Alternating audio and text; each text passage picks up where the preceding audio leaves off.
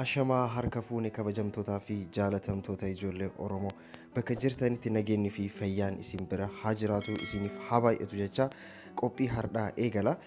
Egaa mata dureen hardhaa kiyya dhugumatti dubartoonni qaama saalaa dhiiraa luguu ni jaalatu kan jedhudha. Egaa kun gaafii namoota hedduudha deebiis kan barbaachisuudha. Yoo jaalatanis sababni itti jaalataniif maali kan jedhus ni kaasna. Kanuma wajjin wal qabatee qaama saalaa dhiiraa luguun kan dubartiis arraabuun faayidaa isaanii fi miidhaa isaanii gara dhumarratti kan isiniif ibsu ta'a. Hanga dhumaa na wajji tura. Amma kan kaasu dubartoonni dhugumatti luguu ni jaalatu qaama saalaa dhiiraa jechuudha. Waa'ee kanarratti hammatee ibsa isiniif kenna. Maybe channel kanaaf namoonni haarawaa taatan odeeffannoo barsiisoo tahan irraa ni argattu. Kanaaf subscribe gochuun maatii taha. Programnis an dalagu yoo isinitti tole like gochuu hin dagatina. Egaa kallattumaan gara qophii hardhaatti dabra. Egaa qophiin hardhaa akka seensa irratti kaasuuf yaaletti dubartoonni qaama saalaa dhiiraa luguu yookaan arraabuu ni jaalatu kan jedhudha. Egaa yeroo kanatti walqunnamtii saalaa karaa afaaniin waan baratamaa dhufee fakkaata. Normaalii wanta fayyaa qabeessaa fi gonkumaa wanta fayyaa irratti rakkoo tokkollee akka hin qabnetti kan fudhatamaa jirudha. Kana wajjin wal qabatee namoonni baay'een waan kana keessa seenaa jiru. Keessattuu namoonni keenya jechuudha. Akka aadaatti yoo fudhannu warroota alaa malee nuti hedduu keessa hin jirru waa'ee kana keessa jechuudha. Garuu trend tahaa kan dhufaa jirudha. Gara keenyas kan raawwatamaa jirudha jechuudha. Keessattuu generation kanatti gara umrii dargaggummaa qofa osoo hin taane namoota umriin isaanii deemes keessattuu namoonni umriin isaanii 45 olis kan jiranis kan raawwatamaa jirudha. Egaa kana wajjin wal qabatee dubartoonni qaama saalaa dhiiraa luguu yookaan arraabuu ni jaalatu. Dhugaadha ni jaalatu. Guutumaan guututti osoo hin taane namoonni jaalatanis jiru, namoonni hin jaalannis jiru. Waan kana yeroo baay'ee namoonni dubartoonni raawwatanis jiru, kan guutumaan guututti kan hin jaalannis ni jiru. Kanaaf namoonni jaalatan deebii akkamii kennan kan jedhu ni ilaalla. Maaliif akka jaalatan irra hedduun yoo dubbatan nutis akka nuuf arraabamu waan barbaannuufidha. Nutis qaama saalaa dhiiraa kan lugnu jedhanii kan deebisan ni jiru. Irra hedduun karaa kanaan qaama saalaa dhiiraa luguu kan jaalataniif jechuudha. Sababni guddaan ofii isaanii akka arraabamuuf waan barbaadaniif jechuudha.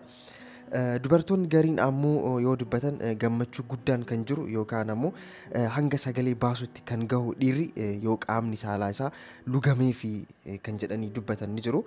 San booda to'annoo kiyya jalatti waan oolchuuf yeroo inni akkas tahaa laalu waan gammaduuf yeroo inni miira bareedaa keessa miira ajaa'ibaa keessa yeroo inni galu yoo laalu waan hedduu waan gammaduuf jaalallee kiyya yookaan immoo dhiirsa kiyyaaf qaama saalaa isaa luguu nan jaaladha kan jedhan dubartoota hedduudha.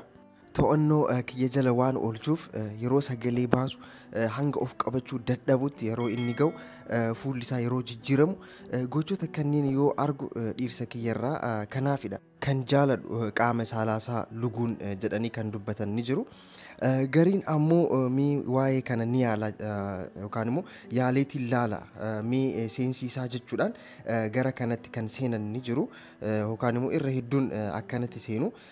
Gariin ammoo anaaf hedduu na gammachiisa afaan kiyya keessa yoo guutu yoo na cinqu yoo na hudhu gochoowwan kunniin hedduu na gammachiisa. Miira walqunnamtii kiyyaas hedduu dabala jedhanii kan dubbatan ni jiru. Dubartoonni gariin ammoo jaalalleen kiyya yookaan immoo dhiirsi kiyya akka luguuf waan barbaaduuf kan jedhan ni jiru. Almost isuma gammachiisuudhaaf waan kana kan godhu yookaan immoo waan kana kan raawwadhu jedhanii kan dubbatan ni jiru. Gammachuu isaa eeguudhaaf kan jedhan ni jiru jechuudha. Egaa sababni isaanii kana fakkaata. Kan jaalatanis kan jibbanis hedduudha. Waan tokko irratti murteessuun hin danda'amu. Namoonni jaalatanis namoonni jibbanis waan jiraniif jechuudha. Experience isaanii namoonni tokko yoo dubbatan yeroo dhugaa jiranitti dhangala'oon yeroo dhiirri dhangalaasu taanaan gara afaan ishii keessa jechuudha. Kan waan kana gocha kana kan hin jaalanne guutumaan guututti dubartoota hedduudha jedhanii kan dubbatanii hin jaalatanis waan kana akka itti godhamuuf hin barbaadanis jechuudha.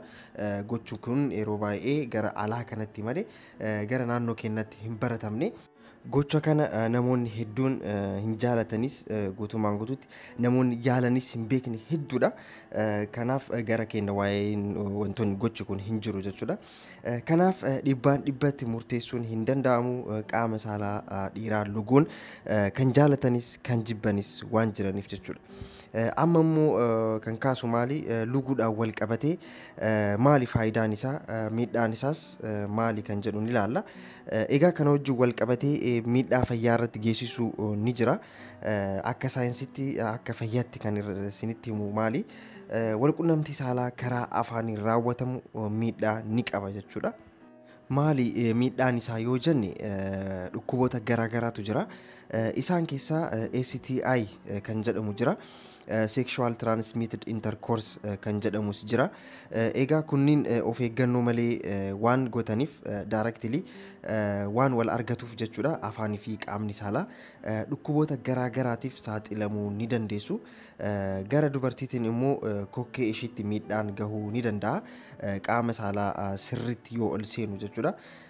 Madaan akka uumamu ni taasisa naannoo kokkee ishiitti jechuudha. Kanaaf rakkoolee hin barbaachisneef akka saaxilamtan ni godha jechuudha.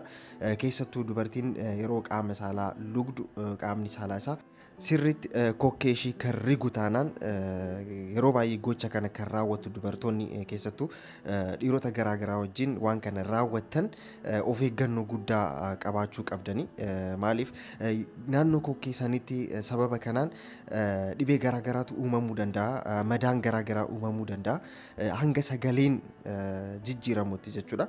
Kanaaf of eeggannoo guddaa godhamuu qaba. Egaa akka kiyyaatti osoo godhamuu baatee jedha. Garuu yoo godhamuu barbaadanis yookaan immoo dhiirris ta'ee dubartiinis waan kana godhuu yoo barbaadanis namoota bultii keessa kan jiranii fi yookaan immoo jaalallee amanamaa yoo qabaatan qofadha. Waan kana kan raawwachuu qabdan fayyaa keessan sirriitti eeggachaa qulqullinaan darbee darbee raawwachuu ni dandeessu jechuudha. Keessattuu isin lachuu dhukkuba haayipataatasii akka hin qabaanne cheek gochuutu isinirra jiraata. Walqunnamtii saalaa normaal tahee koondoomiidhaan ittisuun ni danda'ama. Garuu karaa afaaniitiin ulfaataadha. Kanaaf namoota garaagaraa wajjin yeroo baay'ee karaa afaaniin raawwachuun dubartoonnis dhiironnis piliis of eeggadhaa. Waan akka salphaatti ilaalamuu miti. Of eeggachuun isinirra jiraata. Bultii keessa yookaan immoo jaalallee amanamaa keessan wajjin ta'uu qaba jechuudha. Gara dhiiraatiinis qaama saalaa dubartii arraabuu ni barbaadu yoo jettan eeyyan isaanis ni barbaadu. Garuu kunis akkuma dubartiidha murteessuun hin danda'amu. Guutumaan guututti waan qabatamaan dubbatamuu miti. Warroonni barbaadanis jiranii dhiironni hin barbaannes ni jiranii. Garuu irra hedduun dhiirota akka lugamuuf ni barbaadu. Garuu irra hedduun gadi bu'anii arraabuu hin barbaadanii. Kanaaf dhiironni barbaadan ni jiru kan hin barbaannes ni jiru jechuudha. Egaa gara dhumatti kan kaasu maali dubartoonni dubrummaa qaban keessattuu naannoo 13, 14, 15 umriin naannoo kanatti argaman dubrummaa dhabuu irraa jedhanii gara qaama saalaa dhiiraa lugutti kan seenan hedduudha. Darbee darbee ni dhaga'ama hawaasa keessatti jechuudha.